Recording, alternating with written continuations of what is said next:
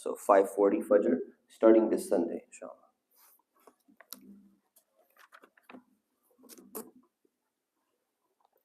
Also, every Sunday, inshallah, we're going to be making a special dua after Fajr for our brothers and sisters in Gaza, inshallah, extended dua, inshallah.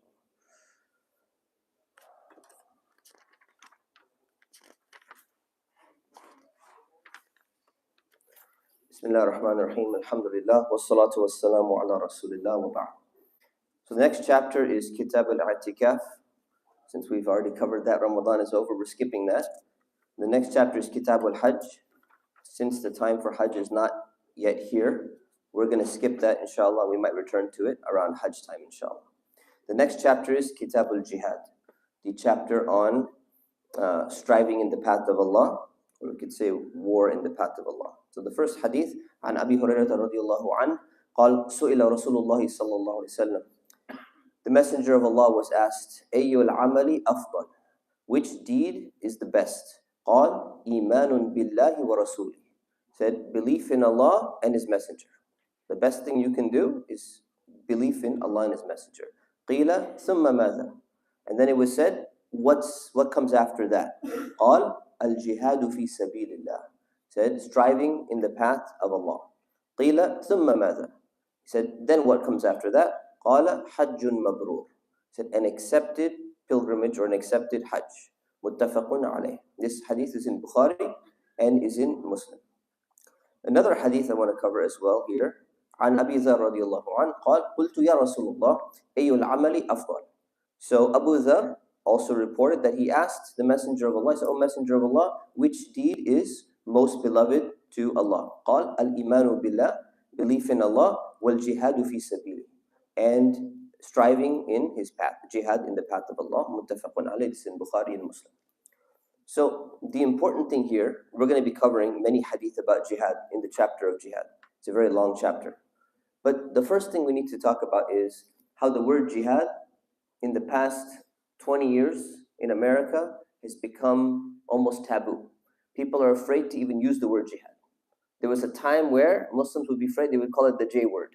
It's like we shouldn't even say it out loud, we're going to get in trouble politically and all of this. And actually, from an Islamic perspective, jihad is something that is beautiful. This is not an incitement to like violence against innocent people. This is ridiculous, whoever came up with this idea.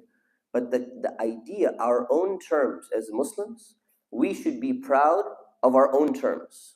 And we should not let people redefine our terms for us. This is very important because if you think about this, right, there's some similarity, a lot of differences, but some similarity between the word crusade and the word jihad. The word crusade refers to the crusaders who came and slaughtered the people of Jerusalem, slaughtered hundreds of thousands of people in cold blood, Muslims, Jews, even other Christians. And yet, you find on almost every single college campus around the country a group called the Campus Crusade for Christ. No FBI shows up to shut that organization down. Now imagine if we were to start a group called the Campus Jihad for Muhammad or for Islam. Problem immediately, right? So the thing is, because we live in an environment where there is political backlash against Islam and against Muslims, we need to understand that and be wise about it. I would never advise any Muslim student association to start a campus jihad club, on campus.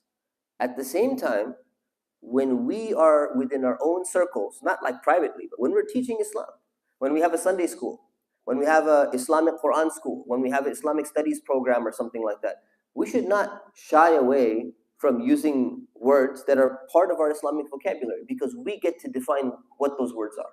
And if we're so scared and we're so influenced by mainstream political opinion and pundits going and saying things bad about Islam or Islamophobes and Islam haters and all that, we're going to be so afraid, we can't talk about this verse, we can't use this word, we must read. We are going to end up redefining our religion. So the first thing we want to talk about in the word jihad, and this is why I'm covering Kitab al-Jihad, well, it's in order, but Kitab al-Jihad is important. The word jihad is important. We should reclaim it. We should not let anybody else claim it for us, and we should understand what it means. Jihad has two connotations. Jihad linguistically means striving or struggling, meaning in the path of Allah, and it has the connotation of warfare. It has a connotation of jihadun nafs and struggle internally and all of that, but usually it's in the context of warfare, mentioned especially in the hadith. So there's nothing wrong with that if someone is going to be fighting for the truth. Someone is going to be fighting for what's right. Someone is going to be fighting to stop oppression and help the people who are oppressed. There is absolutely nothing intrinsically immoral about that. So this is the first point we want to mention. May Allah subhanahu wa ta'ala grant us a correct and a courageous understanding of jihad. And may Allah subhanahu wa ta'ala make us in some level among the mujahideen. Ameen wa sallallahu ala sayyidina Muhammad wa ala alihi wa sahbihi wa sallam. Assalamu alaikum.